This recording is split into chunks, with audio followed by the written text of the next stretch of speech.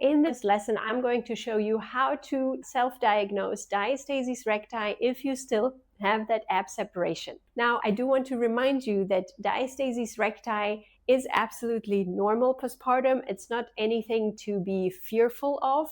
And in some cases, it could also be that this gap will not close. We want to make sure that we know how to manage intra-abdominal pressure, and this is where all our workouts together are about.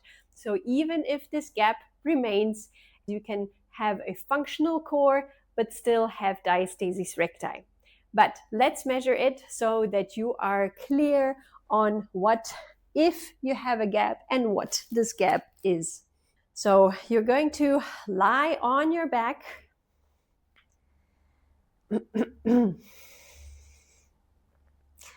And we're going to, first of all, find the linea alba, which is that line here that goes, the connective tissue that is in the middle of your six-pack muscle. And I want you to find your belly button, and I want you to take 2 fingers and place them horizontally, that means facing your hip bones, about 1 to 2 centimeters above your belly button.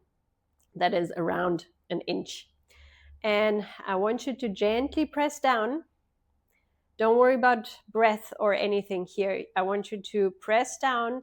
Keep your head flat on the mat. That's important. Press down, and then as you're pressing down, I want you to slightly lift your head and your shoulders off the mat. And I want you to feel with your fingers if you can feel the right and left side of your six-pack muscle. Now, if there is a separation, you will feel it. It could be that it's just 1 finger, that you'll feel it right and left, 2 fingers, or maybe you can fit in 3 fingers or more inside that gap.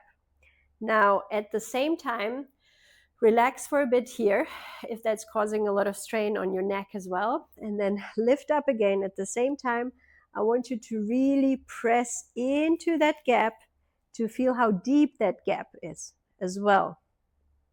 So you want to measure width, 1 finger, 2 finger, 3 fingers, and you want to measure the depth.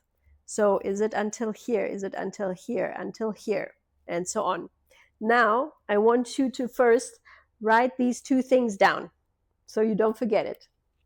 Then I want you to do exactly the same thing, but go further up the linea alba, just underneath here your diaphragm, and do the same thing. I want you to lie down, push slightly in, lift your head and your shoulders, feel for the gap width and feel for the gap depth. And then we're going to relax again and do the same thing underneath the belly button. So we're going to push in, we're going to come up with our neck and shoulders, and we're going to feel here. So here, for example, you can see when I go down, when I inhale, you can see that here I still have a 2-finger gap. And it is definitely deeper. That's about that deep versus the top here. So go ahead and write these measurements down, and I will see you in the next lesson.